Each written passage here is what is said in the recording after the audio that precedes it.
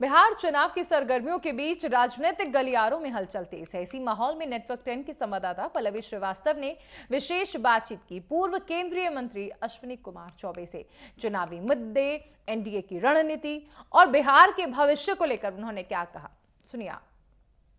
अश्विनी कुमार चौबे जी हैं जिनसे हम खास बातचीत करेंगे, उनसे जानेंगे कि आखिर बिहार की राजनीति में क्या कुछ बदलाव आ सकते हैं इस बार के चुनाव में। सर, पहले तो हमारे इस चैनल में आपका बहुत बहुत शुक्रिया है, क्योंकि जिस प्रकार से धन्यवाद जी, नमस्कार। चैनल के प्रति शुभकामनाएं। सर, जिस प्रकार से भी बिहार की राजनीति में कहीं ना कहीं मोड़ लेता हुआ दिखाई दे रहा है, तो इस बार का जो चुनाव है कितना महत्वाकांक्षा रखता है? देखो भाई, चुनाव तो चुनाव होता है, वो सब दिन महत्वपूर्ण है। और सचमुच में ये 3 दशक तक हम ये कह सकते हैं कि 3 बार, दशक नहीं 3 बार हैट्रिक लगाने का काम एनडीए सरकार ने किया है, और जिसके मुखिया श्री नीतीश कुमार रहे एनडीए की सरकार में। तो मुझे लगता है कि इस बार का चुनाव सचमुच में बहुत ही महत्वपूर्ण चुनाव होगा और देश को दिशा देने वाला चुनाव होगा। बिहार जब भी उठता है तो देश को दिशा देता रहता है, चाहे वो लोकनायक जयप्रकाश नारायण के आज संपूर्ण क्रांति का दिन है। मैं आज संपूर्ण क्रांति के दिन आपसे मिल रहा हूँ। 5 जून जब नारा दिया था जेपी ने, उस समय भ्रष्टाचार मिटाएंगे, नया बिहार बनाएंगे, जातिवाद मिटाएंगे, नया समाज बनाएंगे। मुझे कष्ट होता है कि आज उसी जेपी आंदोलन के ऊपर जो 5 जून जो संपूर्ण क्रांति का जेपी ने आह्वान किया था, संपूर्ण क्रांति अब नारा है, भावी इतिहास हमारा, ये युवाओं को उन्होंने आह्वान किया था। और यहाँ तक कि दिनकर जी ने कहा था, सिंहासन खाली करो कि जनता आती है। राष्ट्र कवि दिनकर ने उस समय के सरकार पर उन्होंने एक बहुत बड़ी बात कही थी। तो मुझे लग रहा है कि जिस प्रकार से आपने कहा कि बिहार का चुनाव, बिहार बराबर दिशा देती है। आपको जानकारी होगा कि 77 के बाद या आपातकाल के बाद इस देश में जब सरकार बनी तो जेपी ने ही कहा था कि देश में दूसरी आज़ादी हुई है और दूसरी आज़ादी के बाद ये सरकार बनी है। पहली आज़ादी स्वतंत्रता आंदोलन के बाद और दूसरी आज़ादी सन 74 जेपी आंदोलन और आपातकाल के बाद जो देश में मुरारजी भाई की सरकार बनी थी 77 के दौरान, तो वो दूसरी आज़ादी की सरकार कहलाती है देश की।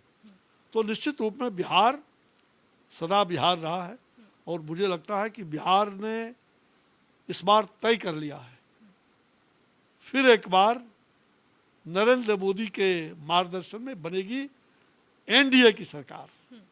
एनडीए की सरकार कहीं ना कहीं अभी एनडीए की सरकार बनेगी, क्योंकि लगातार जो राजनीति है वो बीजेपी की ओर खींचती चली आ रही है और इस पे लगातार जो इंडिया गठबंधन है वो भी सवाल उठाती हुई नजर आ रही है, क्योंकि जिस प्रकार से लगातार नीतीश कुमार की जो बयान है वो भी लोगों के सामने आ रही है। लोग कह रहे हैं इनकी कहीं ना कहीं स्वास्थ्य में तकलीफ है, या फिर इनकी जो बोल भाषा है वो कहीं ना कहीं उम्र के हिसाब से ध्यान में केंद्रित करते हुए वो चीज़ें उचित नहीं है। देखिए, जहाँ तक है नीतीश कुमार जी, मैं भी उनके साथ उनके साहित्य और सहयोगी के रूप में उनके कैबिनेट में मैं मंत्री बिहार में रहा हूँ वर्षों तक। मैं नीतीश कुमार जी को अच्छी तरह जानता हूँ। 74 आंदोलन से वो हम लोग साथ रहे, एक साथ हम लोग आंदोलन की पृष्ठभूमि को तैयार करने में और आंदोलन को आगे बढ़ाने में हम सब लोग सहयोगी रहे। नीतीश कुमार जी थके नहीं हैं। नीतीश कुमार जी को यह कह देना कि वो बीमारू हैं, ये वही कह सकता है जो स्वयं बीमार है। और इसलिए नीतीश कुमार जी का नेतृत्व पहले से भी रहा है। बीजेपी ने उनके नेतृत्व में सरकार बनाने का घोषणा भी कर दिया है और मुझे लगता है कि इस बार फिर नीतीश कुमार मुख्यमंत्री होंगे, ऐसा हमें प्रतीत होता है और ये विश्वास भी हमारा अटल है, इसमें कहीं दो मत नहीं। आगे फिर नीतीश कुमार जो भी घोषणा करेंगे, जिनको भी वो गले में माला डालना चाहेंगे वो डालेंगे। सर, सर वहीं अगर सवाल करते चले एनडीए में भी कहीं ना कहीं बगावत दिखाई दे रहा है। चिराग पासवान की बात करें, चिराग पासवान ने भी कई बार नीतीश कुमार के ऊपर सवाल उठाए हैं और वो अभी चुनाव लड़ने की भी तैयारी में है, जो सूत्रों के हवाले से खबर आ रही है। देखो, एनडीए में कोई बगावत नहीं, एनडीए इंटैक्ट है। और एनडीए को बनाने में जिस प्रकार से श्रद्धेय अटल बिहारी वाजपेयी जी ने, उनके प्रयास से एनडीए बनी थी, और आज नरेंद्र भाई मोदी जी एनडीए को पूरी तरह से उसको नर्सिंग कर रहे हैं। और इतने घटक दलों को एक साथ लेकर के चलना अपने आप में बहुत व्यापक बात होती है। और निश्चित रूप से सबका मान सम्मान और मर्यादा के अंदर, मर्यादा के बाहर नहीं, मर्यादा के अंदर सबको एक साथ लेकर के चलना, ये हमारे नरेंद्र भाई मोदी जी एनडीए के जो नेता भी हैं, भारत के प्रधानमंत्री हैं, यशस्वी प्रधानमंत्री, पूरे विश्व में आज उनका डंका बज रहा है, इसमें कई दो बात नहीं। और मुझे ऐसा लग रहा है कि उनके नेतृत्व में, उनके मार्गदर्शन में बिहार में वो लगातार जा रहे हैं, लगातार विकास की किरणों को आगे बढ़ा रहे हैं। मुख्यमंत्री हर जगह उनके साथ है। तो नीतीश जी के, नरेंद्र भाई मोदी जी के मार्गदर्शन और नीतीश जी के नेतृत्व में बिहार आगे बढ़ रहा है। इसलिए बिहार को विकसित बिहार बनाना, अगर हमें 2047 का यह संकल्प है प्रधानमंत्री जी ने, जो विकसित भारत, तो विकसित भारत जब तक विकसित बिहार नहीं बनेगा तब तक विकसित भारत भी नहीं बन सकता। वहीं सर अगर बात करते चले अपोजिशन पार्टी की, तो लगातार कांग्रेस की तरफ से राहुल गांधी भी बिहार का दौरा करके आए, तो क्या लग रहा है कांग्रेस क्या अपनी इस बार खाता खोलेगी? क्योंकि दिल्ली में जो विधानसभा का चुनाव हुआ उसमें तो उन्होंने अपने 70 सीटों पे एक भी कैंडिडेट खड़ा नहीं कर पाए, तो बिहार में क्या कुछ उनकी राजनीति रहने वाली है? देखो, आज जेपी का संपूर्ण क्रांति का दिन है। मैं ये कहना चाहता हूँ कि उस आंदोलन के गर्भ से पैदा हुआ व्यक्ति आज कांग्रेस का दामन पकड़ करके और उसकी गोद में जा करके बैठा है। आप समझ गए होंगे उस व्यक्ति के बारे में, जिसने 74 आंदोलन में, छात्र आंदोलन में वो शरीक हुए। हालांकि उस समय भी सशंकित थे, उनके चारित्र सशंकित थे। उस समय भी वो कांग्रेस के गुणगान करने में नहीं थकते थे। उस समय कांग्रेस के नेताओं के, उस समय के तत्कालीन नेता के शरण में वो घूमते रहते थे। लेकिन जेपी आंदोलन में शरीक हुए थे, छात्र आंदोलन के नेता थे। और वो इस प्रकार से भ्रष्टाचारी हो जाएंगे, पूरे देश ने, दुनिया का रिकॉर्ड बना दिया उन्होंने। और पूरा परिवार आज भ्रष्टाचार के जाल में, चाहे रेलवे का 74 आंदोलन के अंदर जितने भी बिहार में भ्रष्टाचार की कहानियां, अलकतरा घोटाला से लेके कितने कितने घोटाले देश में हुए, और सबके सूत्रधार वही रहे।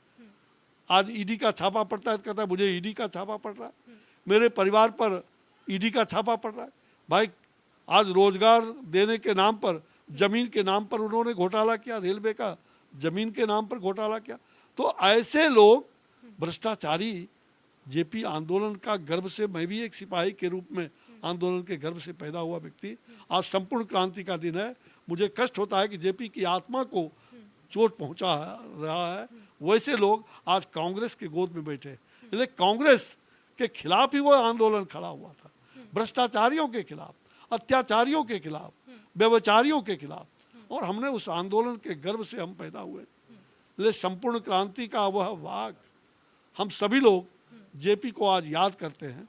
और मुझे विश्वास है कि बिहार में पूरी तरह से कांग्रेस का कहीं नामो निशान भी उस समय नहीं रहा, और फिर आने वाले दिनों में कांग्रेस पूरी तरह से समाप्त हो जाएगा।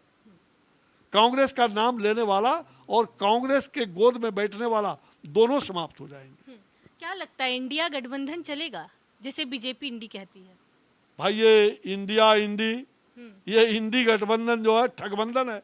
मैं शुरू से कहते रहा हूं, ये महा ठगबंधन, ये 4 ठगों का जमायत अपने अपने स्वार्थ में, जहां इनका स्वार्थ पूर्ति होता है वहां ठगबंधन अपना साथ आ जाते हैं, जहां स्वार्थ पूर्ति नहीं होता है वहां ठगबंधन बाहर चले जाते हैं। जैसा कि आपने दिल्ली में भी पिछले दिनों देखा ना, आपने बंगाल में भी देखा है। तो ये ठगबंधन है, ये महा ठगबंधन है, जनता को धोखा देने वाला। और ये पूरी तरह से मृगतृष्णा के रूप में, ताकि जनता इन ठगों को पहचान ना पाए, ये ठग है, ठग है, महाठग है, इंडी महाठग है। इनका अंत होगा और इनका अंत ऐसा होगा कि ये कभी सोच भी नहीं सकेंगे। सर वहीं अगर बात करते चले, एक आखिरी सवाल आपसे करेंगे कि आज बीजेपी को 11 साल पूरे हो गए हैं। इसी उपलक्ष्य में आज पर्यावरण दिवस भी है, जिसके उपलक्ष्य में पीएम नरेंद्र मोदी ने सिंधु की जो सिंदूर है उसका पेड़ लगाया। उन्होंने क्या कुछ कहेंगे? नहीं, बहुत अच्छी बात। मैंने भी आज पेड़ लगाया और मैंने भी आज वट वृक्ष का पूजन किया है सुबह सुबह। तो निश्चित रूप से ये परंपरा हमारी भारत की रही है। प्रकृति, पृथ्वी माता की पूजा करना, वही हमारी प्रकृति है, प्रकृति की पूजा करना। और सिंधु नदी जहाँ से सभ्यता हमारी शुरू होती है भारत की, ये सिंधु की संस्कृति जहाँ से हमारी सभ्यता और संस्कृति का शुरुआत होता है। और हमारे आदरणीय प्रधानमंत्री जी ने पूरी दुनिया को ये दिखाया है कि हमारी सिंधु नदी हमारी पवित्र नदी है, जहाँ से हमारी सभ्यता का शुरुआत हुआ था। और आज उसी सभ्यता के सिंधु का सिंदूर पेड़ लगाया, जो सिंदूर सब दिन सुहागिन के रूप में, सुहागिन को माथे पर वो बहुत ही 11 भाता है। साल पे क्या कहेंगे सर? आज 11 साल बीजेपी को पूरे हुए हैं, कितना विकास कर पाएगी बीजेपी? मुझे लग रहा है 11 साल कैसे, बीजेपी के 11 साल नहीं, नरेंद्र भाई मोदी जी के सरकार का 11 साल है। आप ठीक कह रही हैं, 11 साल है इस सरकार का। 11 साल अगर है तो आप, मैं भी इस सरकार में पूरी तरह 10 साल रहा, और 10 साल और यह 11वां साल सरकार की अद्भुत है, अलौकिक है। सबको साथ लेकर, सबका साथ, सबका विकास, सबका विश्वास और सबके प्रति आस्था रख करके जो बीजेपी की सरकार, नरेंद्र मोदी जी की सरकार, मुझे लगता है कि हमने जहां भारत को मतलब आज हमारे अस्त्र शस्त्र भी जो है वो भारत में निर्मित अस्त्र शस्त्र है, भारत का निर्मित, make in India, made in India. तो यह जो हमारा करामात हुआ कि हम पूरी तरह से दुनिया को ये बताना चाहते हैं कि भारत उस समय का भारत नहीं, भारत एक नया भारत के रूप में आ गया है, एक नव भारत के रूप में, नया भारत के रूप में, विश्व में पराक्रमी भारत के रूप में। हम किसी हालत में हिंसक नहीं, अहिंसक हैं, लेकिन जो मुझे छेड़ेगा हम उसको छोड़ेंगे भी नहीं, हम घुस करके मारेंगे। ये संकल्प भारतवासियों का है। चलिए सर, हमसे बातचीत करने के लिए बहुत बहुत धन्यवाद। कैमरामैन अजय के साथ मैं पल्लवी श्रीवास्तव, नई दिल्ली।